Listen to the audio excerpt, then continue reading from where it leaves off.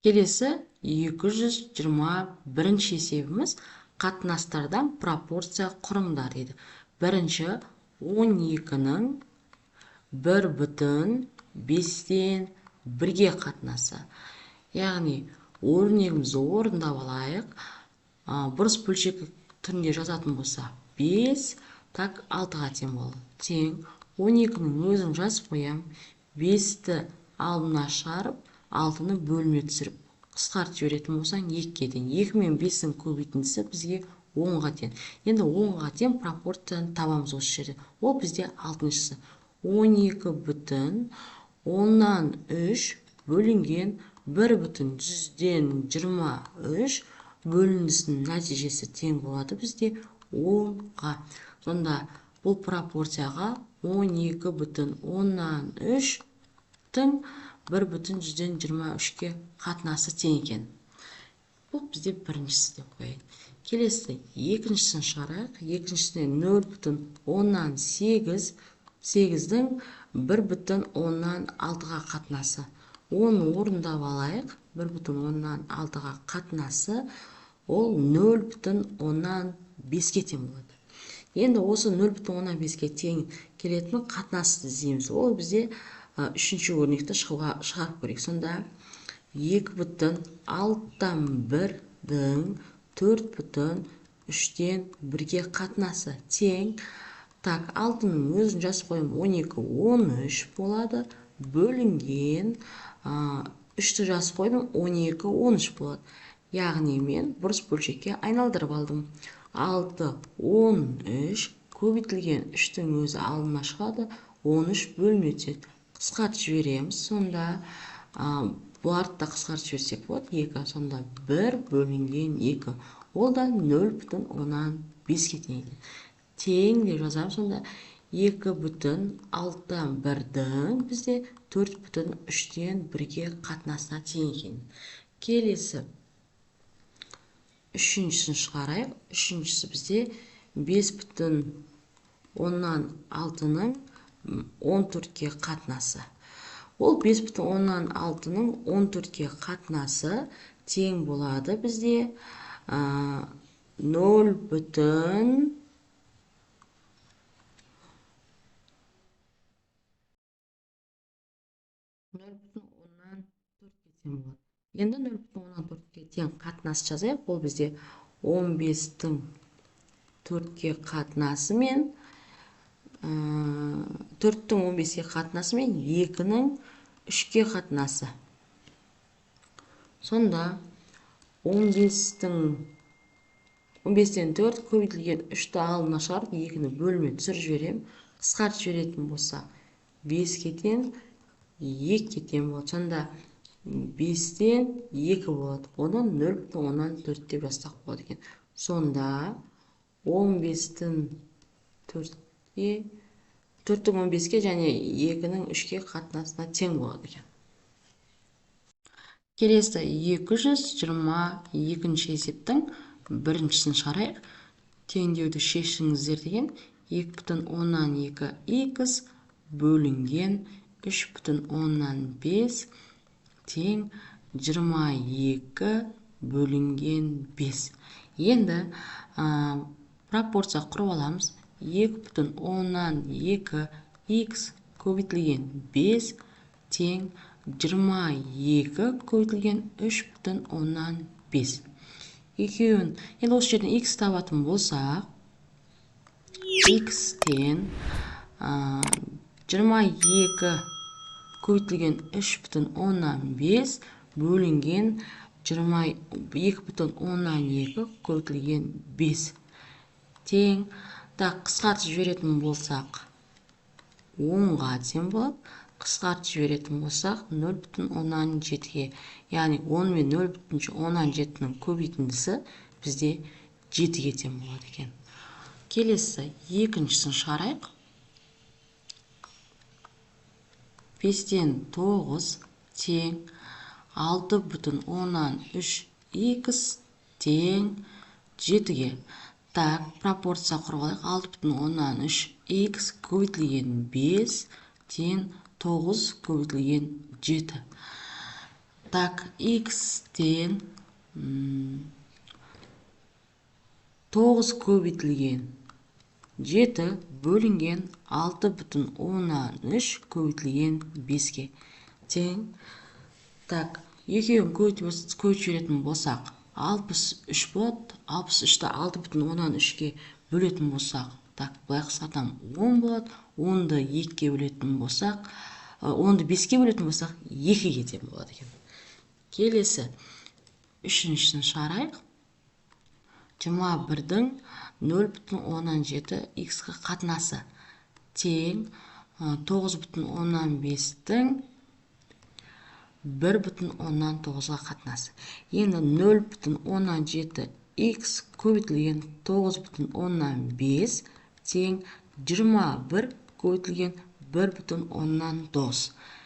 Осы жерде x табылатын болсақ, 21 көбейтілген 1,9 бөлінген 0,17 көбейтілген 9,5 тең. Так, қысқартып жіберетін болсақ, екеуін қысқартатын болсақ, 5-ке тең болады. Ал екеуін қысқартатын болсақ, бізде так 30-ға тең болады. 30-ды 5-ке бөлетін болсақ, нәтижесі 6-ға тең болады екен. Келесі, төртіншісін шығарайық. 3,14-дің 9-ға қатынасы тең 17x-дің 4,15-ге қатынасы. 17x көбейтілген 9 тең 3,14 көбейтілген 4,15. 17x, жоқ, бірден осы жерден x тауып жіберейік. Негізі сатылап шығарсаңыздар да болады. Бұл бізде бірақ уақытты алады. X тең деймін да 3,14 көбейтілген 4,15, 9 көбейтілген 17. Так, қысқартып жіберетін болсақ, мына екеуін қысқартатын болсақ, ол бізде 0,2-ге тең болады. Ал екеуін қысқартатын болсақ,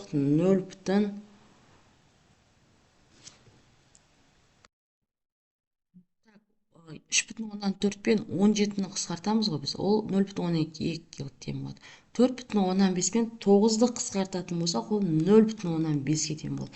Енді 0,12 мен 0,15-тің көбейтіндісі, ол бізде 0,1-ге тең болады екен. Келесі 5-ші есебін шығарайық.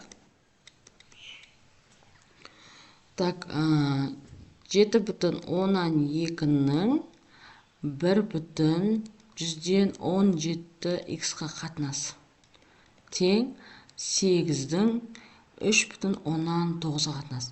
Енді 8 көбейтілген 1,17x-тен 7,12 көбейтілген 3,19. Так, осы жерде x тауып алатын болсақ, 7,12 көбейтілген 3,19, 8 көбейтілген 1,17. Так, көбейтіп бөліп жіберетін болсақ, алым мен бөлім нәтижесі 3-ке тең болады екен. Келесі 6-шы есебін шығарайық. Так, 1,15x-тің 4-ке қатынасы, ол 9-дің 8-ге қатынасы. Бұл жерде 1,15x көбейтілген 8-тен 9 көбейтілген 4 деп жазамыз. И x табатын болсақ, 9 көбейтілген 4, 1,15 көбейтілген 8. Так, қысқартып жіберетін болсақ, 2-ге тең болады. Және екеуін бірдей 3 саны қысқартатын болсақ, немесе бөліп жіберсек те болады екен ғой. 6-ға тең болса, нәтижесі 3-ке тең болады екен. Сонымен есебіміз аяқталды. Келесі 223-ші есебіміз. Тіктөртбұрыштың енінің ұзындығына қатынасы 3-тің 5-ке қатынасындай. Яғни, аны ұзындық деп жазылайық. Б ені. Ені енінің ұзындыққа қатынасы, яғни бұның аға қатынасы 3-тің 5-ке қатынасына тең екен. Яғни оны 3x және 5x деп жазып аламыз. Енді тік төртбұрыштың ұзындығы еннен 6 сантиметр ұзын. Сонда ұзындығы деп отқанымыз 5х тен 3х қосылған 6-ға дейміз. Енді осы жерде х тауып алсақ болады. Сонда 5х азайтылған 3х тен 6-ға. 2х тең болады бізде 6-ға.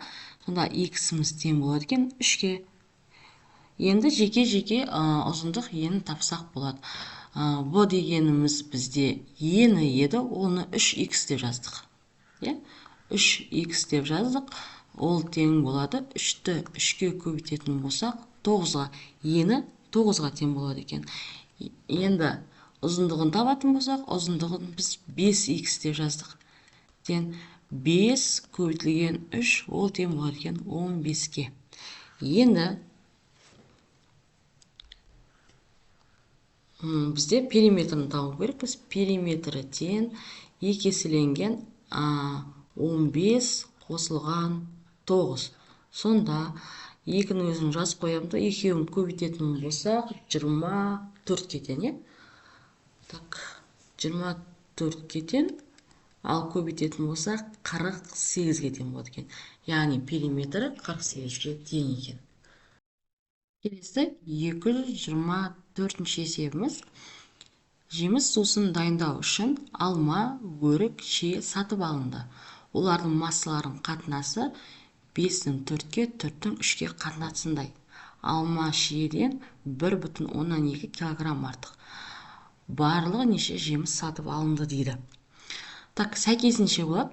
Бізде алма дегеніміз 5-ке, өрік дегеніміз 4-ке, шие дегеніміз 3-ке. Сонда алманы біз белгілейміз 5х деп, ал өрікті 4х деп белгілесек, ал шиені 3х деп белгілейміз. Енді осы жерде алма шиеден 1,10 килограмм артық деді. Алмамыз бізде 5х болатын болса, оны жазамыз 3х қосылған 1,12 деп. Яғни шиеге 1,12-ні қосқанға алма тең болады екен. Енді осы жерден х тауып алсақ болады. 5х азайтылған 3х тен 1,12. Азайтсақ 2х тен 1,12. X'іміз тең болады 0,16-ға. Енді орнына апарып қояйық. Алма дегеніміз 5х-қа тең, 5-ті көбейтеміз 0,16-ға, нәтижесі тең болады екен 3 килограмм. Яғни алмамыз 3 килограмм екен. Келесі 4-ті көбейтеміз 0,16-ға, өрік сонда 2,14 килограммға тең. Келесі шиеміз 3 көбейтілген 0,16 дедік, ол бізде 1,18-ге тең екен. Яғни шиеміз 1,18 килограммға тең. Енді есептің шарты бойынша сонысының барлығы деген, енді осылардың қосындысын аламыз. 3 қосылған 2,14 қосылған 1,18 нәтижесі тең болады 7,12 килограмм. Ол бізде С нұсқасында екен, барлығы 7,12 килограмм жеміс сатып алынған екен. Келесі 225-ші есебіміз. Аудандар 15 гектар, 30 гектар, 45 гектар 3 егістік жердің егінің 12 комбайн жинады. Комбайндар саны егістік жерлердің аудандарына тұра пропорционал бөлінді дейді. Әр егістікті неше комбайннан жинады дейді. Сонда тұра пропорционал бөлінсе, барлық гектарды білу керек. Сол үшін 15 қосылған 30 қосылған 45 нәтижесі тең болады бізде 90 гектарға. Барлық бізде 90 гектар бар екен. Енді осыны 12 комбайн жинайтын болса, 90-ды бөлеміз 12-ге. Нәтижесі тең болады 7,15-ге. Енді 15 гектарды 7,5 гектардан бөлінетін болса, оны 2 комбайн жинаған екен. Дәл солай 30-ды да 7,5-ге бөлетін болсақ, оны 4 комбайн жинаған екен. Ал 45-ті 7,5-ге бөлетін болсақ, 6 комбайн болды екен. Яғни 2, 4, 6 комбайнға бөлініп жинаған екен.